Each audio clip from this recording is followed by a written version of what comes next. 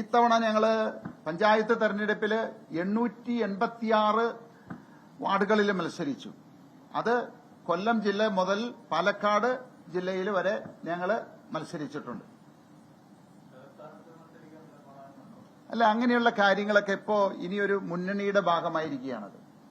അപ്പോ അത് മുന്നണിയിൽ ചർച്ച ചെയ്ത് അതിനനുസരിച്ച് എവിടെയൊക്കെ ആരൊക്കെ മത്സരിക്കണം എന്നുള്ളത് എല്ലാവരും കൂടി എടുക്കേണ്ട ഒരു തീരുമാനമാണ്. ഇതുവരെ എനിക്ക് സ്വന്തമായിട്ട് എടുക്കാവുന്ന തീരുമാനമാണ്. ഇപ്പോൾ അതിന് മാറ്റം വന്നിരിക്കുകയാണ്.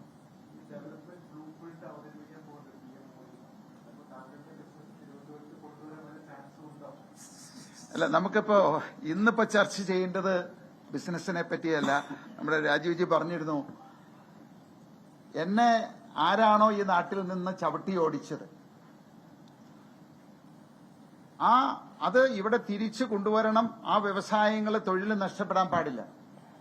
ഇവ കഴിഞ്ഞ 21 ഇടത് സർക്കാർ എന്നെ തെലങ്കാനയിലേക്ക് ചവിട്ടി ഓടിച്ചിട്ട് അവിടെ 50,000 തൊഴിലുകളാണ് എനിക്ക് സൃഷ്ടിക്കാൻ സാധിച്ചത്.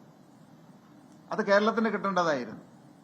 അപ്പോ അങ്ങനെ ഒരു സാഹചര്യം വീണ്ടും തിരിച്ചു കൊണ്ടുവരിക, കേരളത്തെ ഒരു വികസിത കേരളമാക്കി മാറ്റുക, വ്യാവസായിക സംസ്കാരം ഇവിടെ കൊണ്ടുവരിക, നമ്മുടെ യുവാക്കൾക്ക് നാട് വിട്ടു പോകേണ്ട സാഹചര്യം ഇല്ലാതെയാക്കുക എന്നുള്ളതാണ് ഈ പറയുന്ന NDA അടക്കം ഇതിന്റെ ലക്ഷ്യം.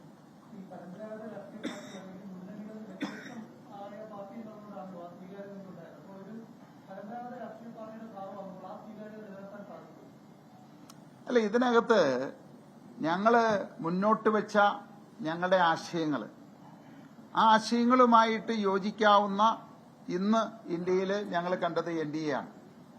അപ്പൊ അതുകൊണ്ടാണ്, കാരണം കഴിഞ്ഞ 12 വർഷക്കാലമായിട്ട് ഞങ്ങളിപ്പോ ഒരു അലയൻസ് ഉണ്ടാക്കിയിരിക്കുന്നത് ഇന്ത്യ ഭരിക്കുന്ന, കഴിഞ്ഞ 12 വർഷക്കാലമായിട്ട് ഭരിക്കുന്ന ഒരു പാർട്ടിയോടാണ്.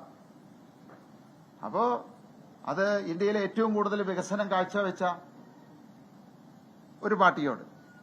അപ്പോ അത് മനസ്സിലാക്കിയത് കൊണ്ടാണ് ഞങ്ങൾ NDA ആണ് ഞങ്ങളുടെ കാഴ്ചപ്പാടുകളും ഈ കേരളത്തിന്റെ വികസനവും ഉറപ്പുവരുത്താനായിട്ട് ഏറ്റവും നല്ല ഒരു മുന്നണി എന്ന് മനസ്സിലാക്കിയത് കൊണ്ടാണ് ഞങ്ങൾ അതിൽ ചേരാനായിട്ടുള്ള തീരുമാനമെടുത്തത്.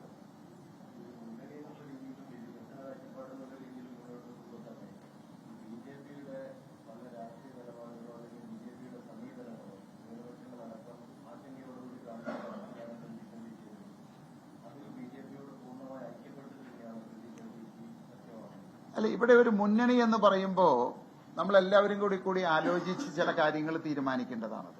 ഇത് BJPയുടെ വ്യക്തിപരമായിട്ടുള്ള അല്ലെങ്കിൽ BJP ഒരു പാർട്ടിയായിട്ടല്ല ഇതിനെ കാണേണ്ടത്. നമ്മൾ ഒരിക്കലും കേരളത്തിനെ സംബന്ധിച്ച് നമുക്കറിയാം, ഇപ്പോ ഇന്ന് ഇങ്ങനെ ഒരു സഖ്യം തന്നെ ഉണ്ടാകുന്നത് നമ്മളെല്ലാവരും പറയുന്ന, കാരണം എന്നെ പോലെയുള്ള ഒരാൾ നയിക്കുന്ന ഒരു പാർട്ടി, അപ്പോൾ അവർക്ക് ആരോടും ഒരു അകലമില്ല എന്നുള്ളതാണല്ലോ അതിൽ നിന്ന് കാണിക്കുന്നത്. അല്ലെങ്കിൽ എങ്ങനെ ഈ സഖ്യം ഉണ്ടായത് തന്നെ അതിനൊരു തെളിവാണത്. അപ്പൊ എല്ലാ ആളുകളെയും ഒരുപോലെ കാണുന്ന ഒരു പ്രസ്ഥാനമായതുകൊണ്ടാണ് ഇന്ന് ഇവിടെ ഇതുപോലെ ഒരു സഖ്യത്തിന് തീരുമാനമെടുക്കേണ്ടി വന്നത്.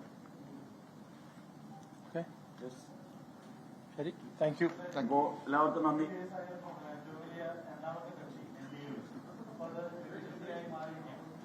അങ്ങനെ ഒരു റേസൊന്നുമില്ല, എല്ലാവരും ഒരേ സമാനം തന്നെയാണ് ഇന്ത്യയിൽ.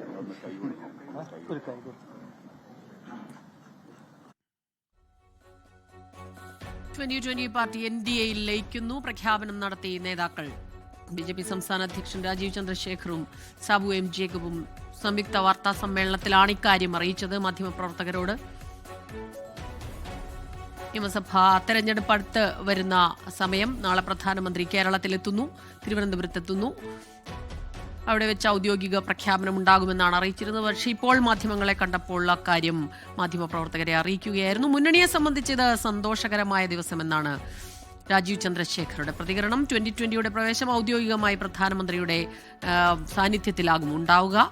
2020 NDAയുടെ ഭാഗമാകുക എന്നത് കാലഘട്ടത്തിന്റെ ആവശ്യമാണ്. വികസിത കേരളമാണ് BJPയുടെ ലക്ഷ്യം.